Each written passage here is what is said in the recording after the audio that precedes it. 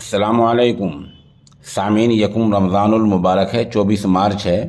خبر کا عنوان ہے ڈاکٹر ذاکر نائک عمان پہنچ گئے ہیں۔ خبر تفصیل سے سنیے۔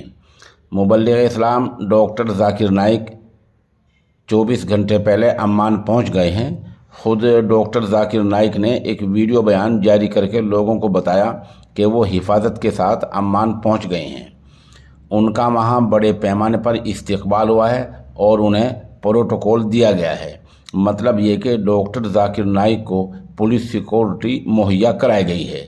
اس سیکورٹی مہیا کرانے پر ڈاکٹر ذاکر نائک نے عمان حکومت کا شکریہ بھی ادا کیا ہے۔ عمان میں اسلام مذہب اور قرآن کریم کے تعلق سے ڈاکٹر موصوف کے بیانات ہونے ہیں۔